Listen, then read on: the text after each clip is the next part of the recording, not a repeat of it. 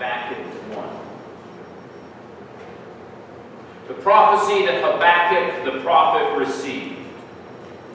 How long, Lord, must I call for help, but you do not listen? Or cry out to you violence, but you do not save? Why do you make me look at injustice? Why do you tolerate wrongdoing? Destruction and violence are before me. There is strife and conflict abounds. Therefore the law is paralyzed, and justice never prevails. The wicked hem in the righteous, so that justice is perverted. Look at the nations and watch, and be utterly amazed. For I am going to do something in your days that you would not believe, even if I told you, you were told. I am raising up the Babylonians, that ruthless and impetuous people, who sweep across the whole earth to seize dwellings not their own. They are a feared and dreaded people. They are a law to themselves and promote their own honor. Their horses are swifter than leopards, fiercer than wolves at dusk. Their cavalry gallops headlong. Their horsemen come from afar. They fly like an eagle swooping to devour. They all come intent on violence. Their hordes advance like a desert wind and gather prisoners like sand. They mock kings and scoff at rulers. They laugh at all fortified cities. By building earthen ramps, they capture them. Then they sweep past like the wind and go on, guilty people whose own strength is their God. Lord, are you not from everlasting? My God, my Holy One, you will never die. You, Lord, have appointed them to execute judgment. You, my rock, have ordained them to punish. Your eyes are too pure to look on evil. You cannot tolerate wrongdoing. Why then do you tolerate the treacherous? Why are you silent when the wicked swallow up those more righteous than themselves? You have made people like the fish in the sea, like the sea creatures that have no ruler. The wicked foe pulls all of them up with hooks. He catches them in his net. He gathers them up in his dragnet, and so he rejoices and is glad. Therefore he sacrifices to his net and burns incense to his dragnet.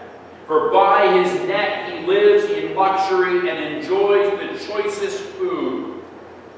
Is he to keep on emptying his net, destroying nations without mercy?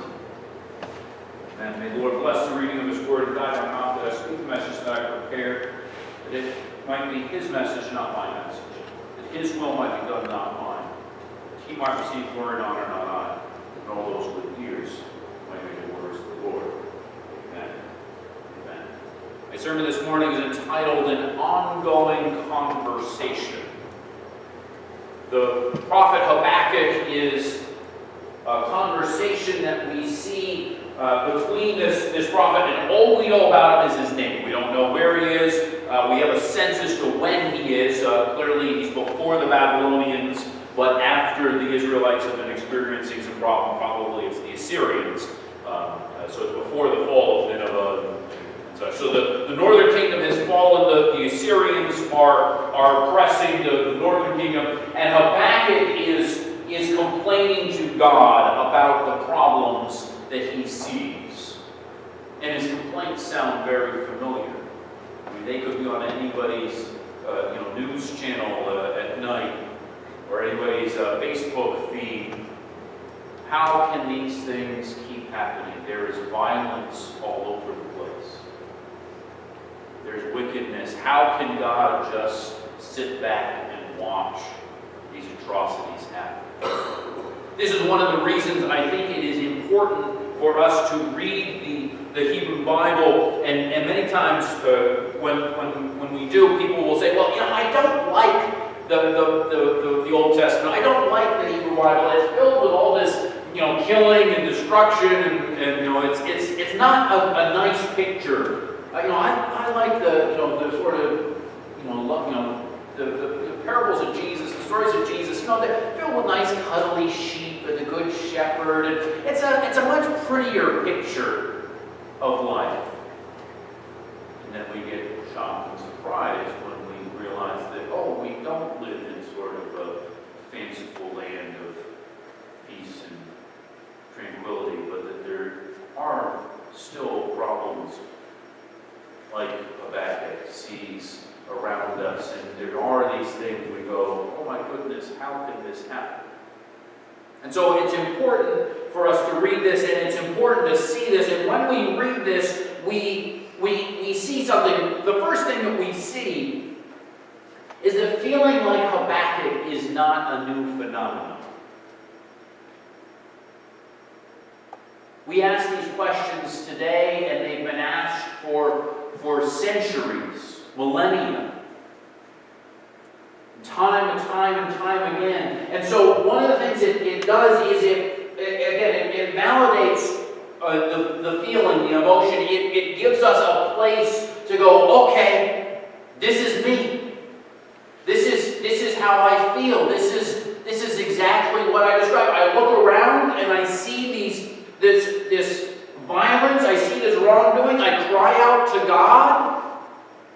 And it seems like God just doesn't do anything. God who is justice, right? What does he say? Your eyes are too pure to look on evil. You cannot tolerate wrongdoing. Why then do you tolerate the treacherous? Sometimes we see it in microcosm. We see it in small little examples of somebody we know who does something wrong to us, and we say, how can they get away with that? They tell us that they, cheated or stole, or, we see folks who do terrible things in their families, and somehow they have nicer cars than we do, or nicer houses, or nicer this or that, the other thing. We go, really, God? Don't you know what they're doing? Sometimes we see it on bigger scales. We see some sort of violent act done. We see it on the news. We see it across the country, across the world. We see something go, really? Really, God? Folks going to church in Egypt get blown up? Really? Faithful people? People come to faith in India and they're murdered by their families because they're no longer Hindu? Really? We see violence all around us, and we cry out to God and say, Lord, aren't you going to do something about this? It's not a new feeling. And so we read Habakkuk, and we see somebody else who a godly man, a prophet, who's raising those same problems to God. He's raising those same questions, and I think that's helpful for us meditatively, because the rest of the book, the way it plays out, is instructive to us. So we read the Hebrew Bible, we read it with these passages because we live in a violent world. And we happen to live in a particular time, in a particular place where we are freed from some of the violence that plagues the world, but some of it comes to our doorsteps. The second thing we see in this text, so what happens, the structure of it is Habakkuk complains to God, the law is paralyzed. Your word, your truth is paralyzed. It has no meaning in the world because of this violence. The wicked hem in the righteous, and justice is perverted. Again, we know from history there are times when it feels like God is not in control of this world. That violence, atrocities are the power. And so God's answer comes in verses 5 to 11. The voice changes. So God says, look at the nations and watch. Nations, the barbarians, Goyim, Hagoyim, and watch. Be utterly amazed, for I am going to do something in your days that you would not believe, even if you were told. I am raising up the Babylonians. God's response to Habakkuk complaining about all this violence is God says, I'm going to turn up the heat. I'm going to introduce even more violence. And this is one of the things that is a challenge for us. But I think we need to recognize that violence in the world is modified by more violence on sort of worldly terms. When you have an incident of violence, it's a little bit like a house fire. We learned in the fire service is that when you have a fire at a house, there is a reaction, or a building.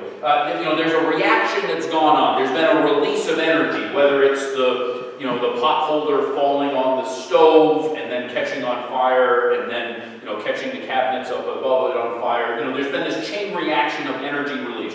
A pile of oily rags that have been decomposing and they spontaneously ignite next to the container of oil. Whatever it is, there's been this release of energy. And there's this chain reaction that is now, flowing out. And so all you can do is stop that.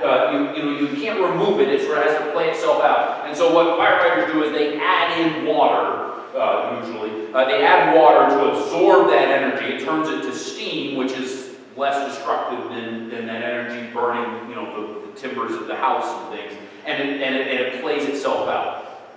In a similar way, when you have these violent situations, when you have this nation state, the Assyrians, who are doing all these atrocities, the only way for that chain reaction to play itself out is for that violence to be turned around onto them by somebody else. The phrase, the thing that stops a bad guy with a gun is a good guy with a gun. Same thing. There is a certain amount of violence in that situation that only it plays itself out in a couple of ways. Either the Syrians in this case kill everybody, or somebody comes along and kills them and they stop. That's the incident of violence. This particular thing is like that. Now, systematic violence is a slightly different situation. Dr. King shows us that systematic violence can't be addressed by incidental violence. You can't add more into it. You have to change that with soul force. Because the structure, the pattern, and all the things that are going on to lead to that violence has to be changed. You take an incident where a police officer shoots somebody. Usually they present a threat. They've got a gun, a knife. They're trying to hurt the police officer. The police officer shoots somebody. The violence that individual has introduced into the situation plays out onto themselves. The systematic violence, that the breakdown of the family and the moral code and the economic, to put that person in that place where they have a gun and they're pointing it at a police officer, that can't be changed by violence. It has to be changed by soul force. Think about Ruby Bridges when she went to school that day. You remember the pictures and the video of seeing it. There were all those soldiers there with rifles who were introducing the threat of violence to stop anything against them, anything against her. In order to go to school. But the system, the bigger picture that caused that whole problem had to be addressed not with violence, but with soul force. We see sometimes in our lives, we see these incidents that show up that are the accumulation of a whole pattern and whole complicated web of factors that lead to a particular point. There are common denominators. families. Pain felt and anger being the response to that pain that gets directed in all sorts of ways, because the things that you get angry at can't actually address it. When you feel that loss, that hurt. And we know that when families get broken, when kids get moved around, we know that there's just trauma.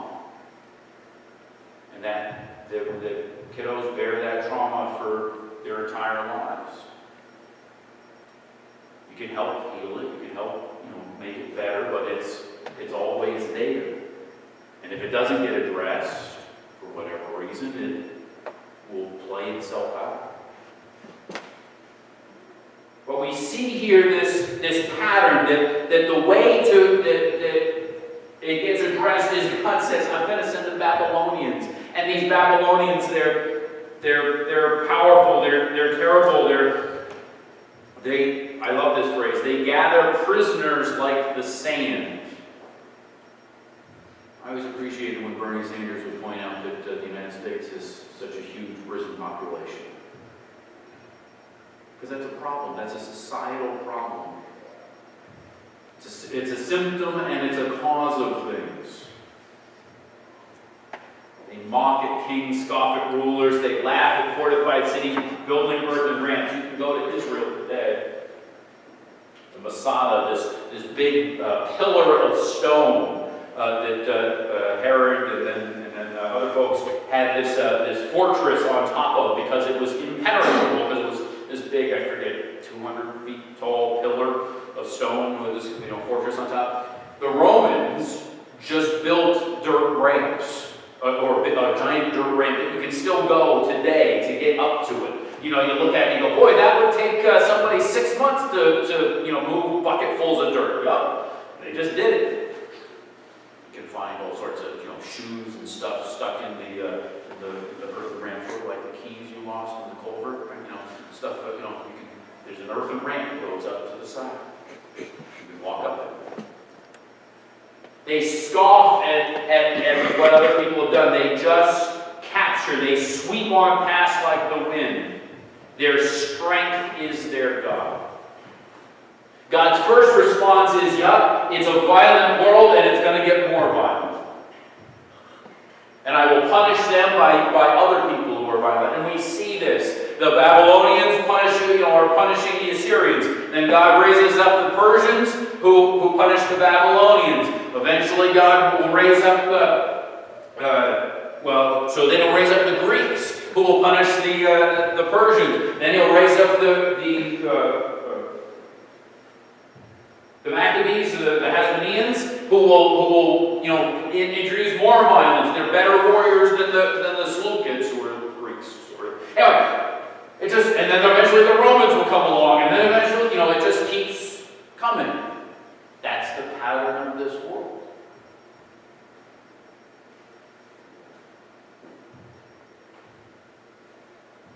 And so then we say, okay, well then, what then does this mean? Are we just stuck in this?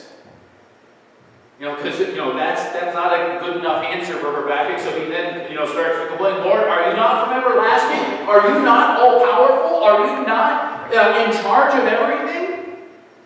My God, my Holy One, you will never die. Lord, you appointed them to execute judgment. You ordained them to punish, but your eyes are too pure to look on evil. Why then do you tolerate the treacherous, right? You have made them fish in the sea, and he points out they have these hooks and these nets, and they worship them. He says, Lord, what you're doing is you're encouraging idolatry. You see these nation states that parade around their military power and their prowess, and they show off and say, look at how fantastic we are. We can do anything we want. Look at these missiles. Look at these jets. Look at these tanks. Look at this thing. Look at this. It's not a new thing. He says, listen, they worship these things. They say this is their God. Is this what you want? Something very interesting about the fact that God think about this for a second. God included the prophet Habakkuk in his holy word for us. Think about what that means for God. Right? There's a few of us here this morning. We're here for God. We're here to worship the Lord. We're here as a testimony of faithfulness to Him. What does it mean for God to include Habakkuk in the Bible? This is the third thing I think we need to remember. God hears our concerns. When we feel like Habakkuk, we should read Habakkuk and say, oh yeah, God put that in the Bible. Habakkuk validates us, and it's a little bit, if you've ever been a parent or you heard a parent ever talk about their kids and say that their kids made some sort of complaint, right? I was talking to some parents the other day who were saying, yeah, they were, my kid was complaining that we don't let them go driving with all their friends in the car, and they say all their other friends let them do it. No, they don't. Right? When parents, talk that way to other parents, it's a validation, but it's also a saying, yeah, they're complaining about this, and there's this is not happening, right? This is not quite the right way to understand everything. God, including Habakkuk, is a way of saying, yes, I know you may feel like this, but that's not the whole picture. You see, Habakkuk shows us that God hears us and is doing something about this.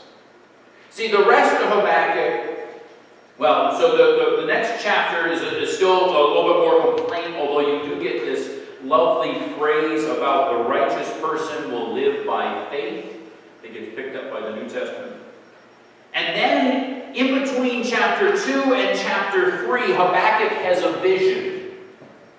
And we don't get we don't have the content of the vision, but I want to read to you what Abraham Joshua Heschel said about Habakkuk's vision. Abraham Joshua Heschel is the rabbi you may remember. There's a famous picture of him walking with Dr. King. They have these lays around it. Dr. Heschel has this gigantic white beard, and that they're walking. Anyway, A.J. Heschel said this about Habakkuk. Habakkuk's vision remains unknown to us. Its content is not put into words. It clearly was a vision of redemption at the end of days.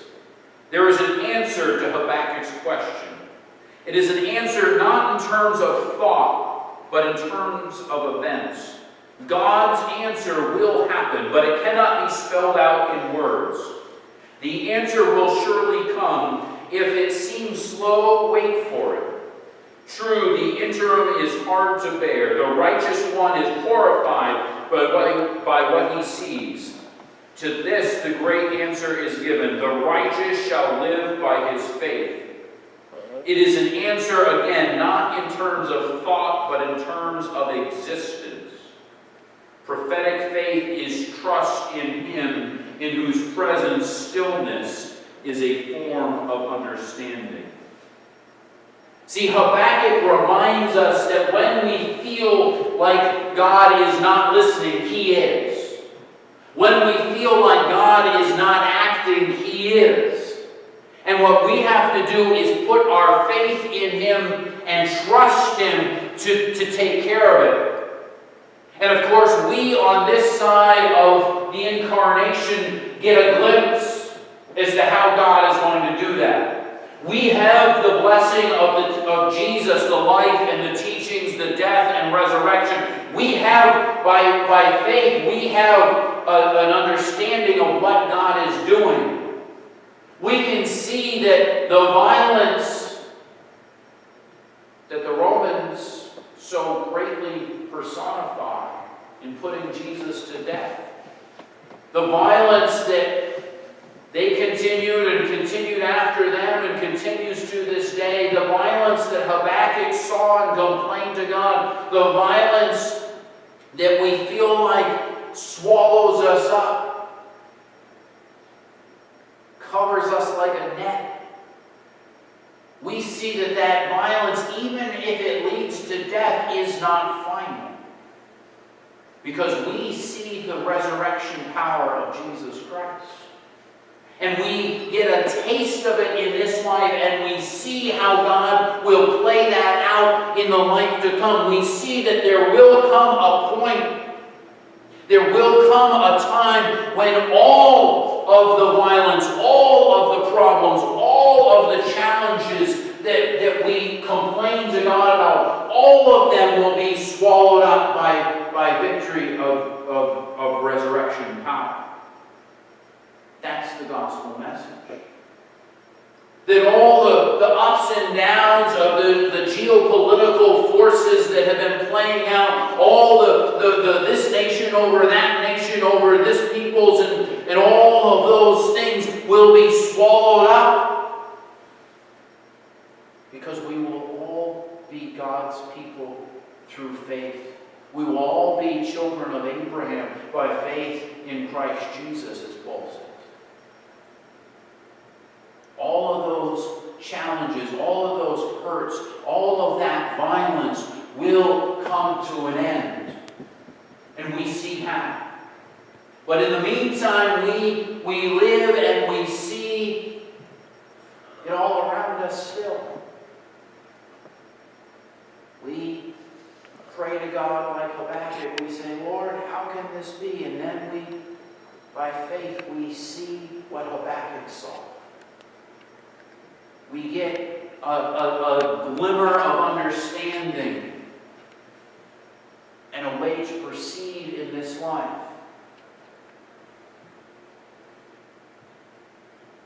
For we know that our God is righteous.